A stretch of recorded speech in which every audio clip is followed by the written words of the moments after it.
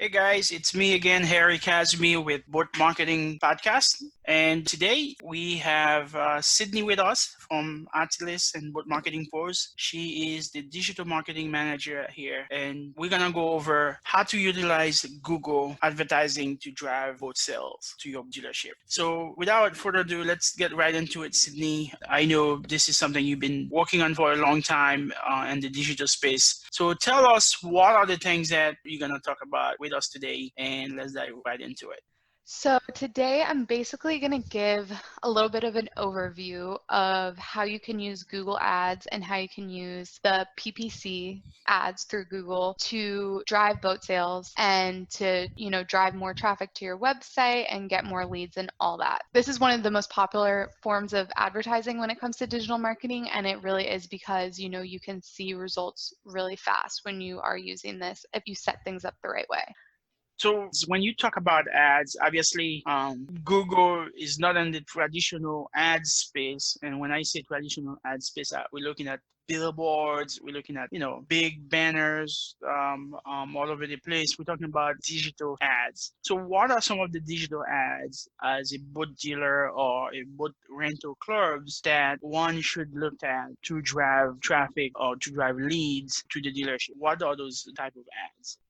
Yes, advertising online through Google is definitely different from traditional advertising. When you think of billboards or things in print or things like that, it's all online and it all goes through Google's advertising network. So there are quite a few different forms of advertising you can do. For today, I'm just going to talk about three that I would consider them the three biggest ones, or kind of the three main ones that I think apply to be used in the boating industry. There is also video advertising, which goes through YouTube, which is through the Google network. So I'm not going to talk about that today, but that's another really good one that can be used in the boating industry. And maybe we can do a later episode about that. But for today, I'm just going to talk about paid search. Basically, paid search is when someone searches a keyword or a search term into their browser, getting your ad to appear in those search engine results page that they see, and then display and retargeting, which kind of go together, but they are different in terms of the users that you're going to serve ads to. But those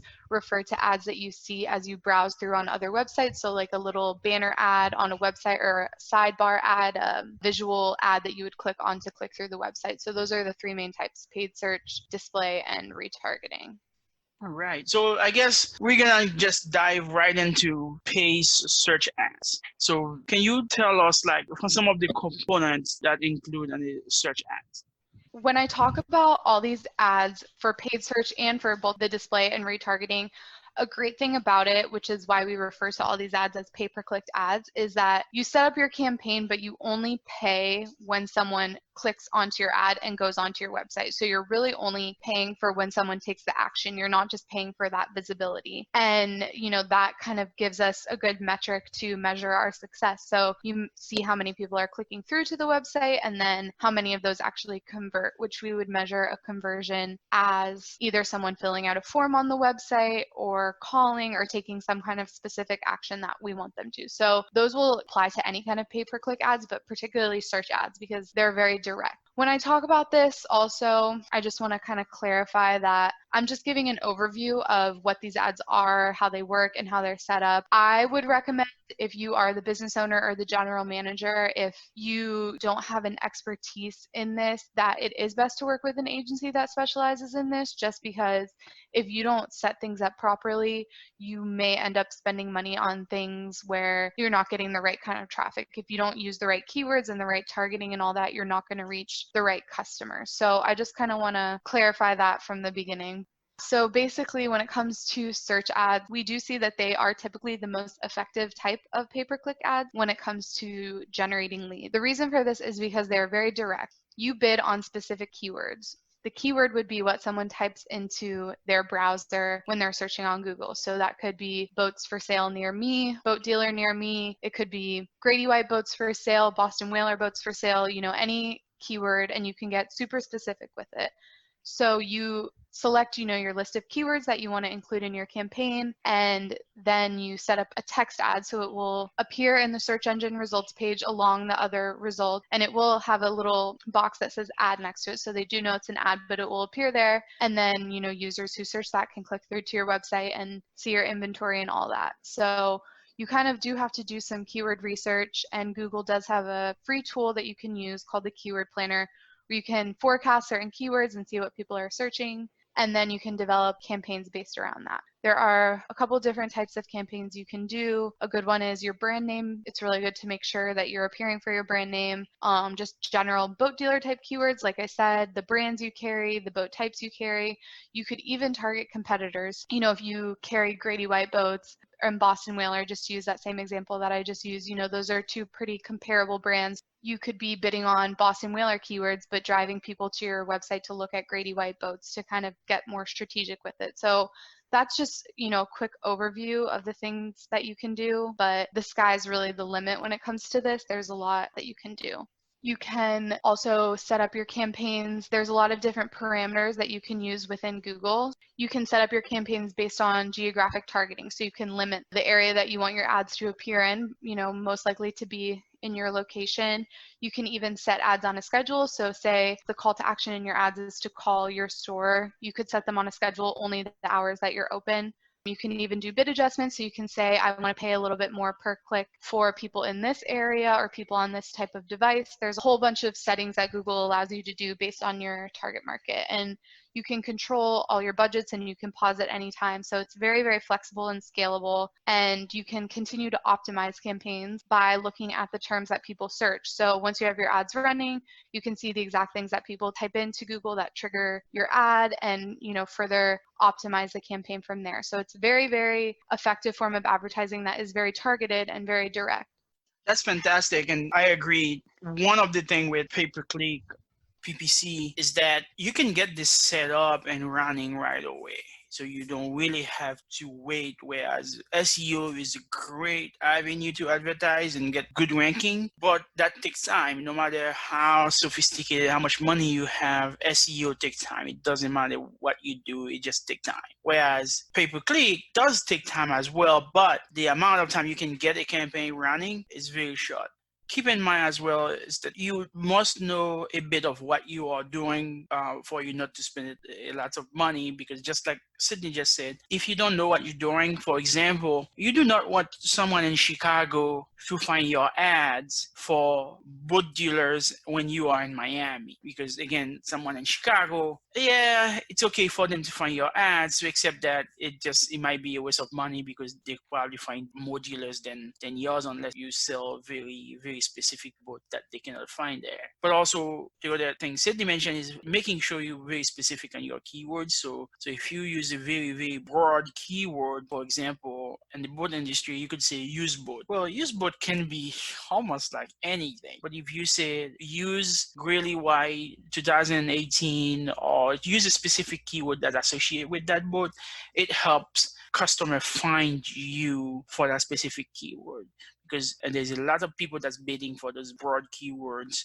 That doesn't mean you cannot bid for them, but keep in mind what's going to happen. But also the other key thing here is that as a dealer, you are not on this alone. There's a lot of other dealers, and it's best to focus on your geographic area. So I usually tell dealers, let's focus on the 20-mile radius here. 10 to 20-mile radius, we focus, we hone in, and we become the expert on this location, so that way people will find you, because you don't want to spread to 10 where you spend lots of money on advertising to other places where it doesn't make sense, because there are a ton of other dealers in that location that you're advertising for.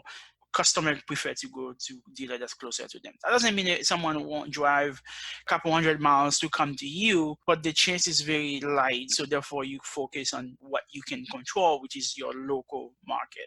I know we just wrap up with search ads, and I just wanted to elaborate on some of the key points that here, Sydney, but I know you wanted to also to touch on either the retargeting or display ad. I don't know which one you want to touch first, but can you tell us a little bit, what's the big difference between a search ads versus a retargeting ad or a display ad? Search ads, like I said, they're going to appear in your search engine results page, to the end user. They're going to appear based on a specific keyword that they search right there. So I'm in Google, I'm looking for boats for sale near me. I type that in, I see what comes up on the page, and this search ad pops up. Whereas display and retargeting are a little less direct. Retargeting, you're going to get a little more of that, direct reach aspect, because you are going to be interacting with people who have already visited your website before. But these are banner ads. So you guys know, if you're ever browsing on a website and you see an ad appear on the side or a little button appear on the side that is advertising for some other business, and you can click off and go to their website, that's what these kind of ads are. They don't necessarily always have the best conversion rate compared to search ads. You will, get clicks on them and you'll get traffic, but you're not necessarily going to have people who are ready to buy a boat right away, because they don't have the same, purchase intent as someone who's searching things into Google. That's a little bit different. But when you do look at the cost, so like we said, this is, cost per click. The price of how much you're going to pay for the click is going to vary just depending on competition and things like that. But when you look at search ads, the cost per click is on average for boating type keywords, I'm going to say around $2 to $3. The more specific your keyword is, the more likely it's going to be a little bit higher. A lot more general keywords typically tend to be a little bit lower, but let's say you're paying around $2 per click. So obviously it's a lot cheaper compared to traditional advertising. Depending on how much traffic you're getting per day, that can add up. And you do have control over your budgets you set, so you can kind of decide where you want to cap it. But when it comes to display and retargeting, on average, it's going to be under 50 cents a click, maybe around 10 to 30 cents. So it's a lot cheaper. So you can drive a lot more traffic through that, even though it is less direct in terms of the customer that you're reaching. And why would someone select that over the search ads? If you do have, I guess, a limited budget, you can put it towards that retargeting and display because it is cheaper, but I don't necessarily recommend them over search ads. I think the best thing to do is to do a little bit of everything. I think if you want to immediately start driving traffic, you should stick with the search ads, because that is really going to be more direct and drive more traffic or conversions. But display is going to help a lot more with brand awareness, because the search ads, they're just text ads. They're going to see your website name and they're going to see a little bit of text, but they're not going to see anything visual. Display ads, they have your logo in there, they have images of boats, so that kind of sticks in people's mind more if they see it. So that's a lot of times what we say. You might not see immediate results with display ads, but it is going to help with brand awareness. So if that is your priority, maybe go with that. And if you maybe have a more limited budget and you kind of want to just test the waters, maybe go with display because it is typically cheaper. But in terms of, immediately driving traffic, I would say go with the search ads. Fantastic. So we cover search ads, we cover retargeting, and we cover display. Is there anything else that you would like to cover? I know we talked specifically about Google today on this group of pay-per-click. We can get a little bit more specific with some of the targeting options when it does come to display. So like I said, they are banner ads that appear to people as they browse, but maybe, if you're new to this, you don't really understand how the right person is going to see your ad. So when it comes to retargeting, we kind of touched on this, but I don't feel like I really went into detail on it. So the way retargeting works is that Google Analytics tracks users that visit your website. And if they don't convert, meaning that, they don't call or they don't fill out a form, Google's through their algorithms and their code, they can follow that user and serve them ads. So if someone was on your website browsing, they didn't, take any action, they'll be the one to see these display ads through retargeting. So I think this is something that everyone kind of knows what it is, because we all see it happen to us. We're like, oh, I was just looking online at this and then I got an ad for it. So this is how that works. That's kind of how the targeting is set up through there. But with just the general display ads, Google allows a bunch of demographic information, which they also have based on the data that they collect on people as they browse. So you can set your parameters on things like age, gender, geographic area, and then you can get really specific into people's interests and behaviors. They have what are called affinity audiences, which are things like outdoor lovers, boating enthusiasts, things like that. So you can kind of build out an audience of your demographic. And then they also create in-market audiences, which is basically if they see that person is shopping for a certain item based on their browsing habits, like if they were looking at a lot of boats online, they create an audience based on that. So there's a ton of targeting parameters that you can use. Like we said, display and retargeting are a little bit less direct than search ads, but you can still get them pretty direct in terms of the demographics that you build out. So you are still making sure that you're getting your ads in front of the right users. Just want to clarify that for everyone. No, that's fantastic. And one of the things that I want to also touch on very quick is making sure that not only generating all those leads and creating all this campaign, but you do also have to ensure that when someone gets to your website because they were searching for a service or a product that you offer, make sure you have a way to capture those. I have seen over and over where people create a campaign and then when someone click on an ad, and you have seen it over and over, Sydney, and we talk about this all the time, why would someone do that? But you see the ads and you click on it and then you come to the homepage of the website and there isn't really any place for that person to go from here. If you're going to spend money on ads, make sure you have what we call a landing page or a specific page that you want that user to get to, and also in a specific action that you want them to take. So for example, you live in Miami and you're a boat dealers that sell Grady White. Well, if someone search for use Grady White Freedom 375 in Miami, you want that person to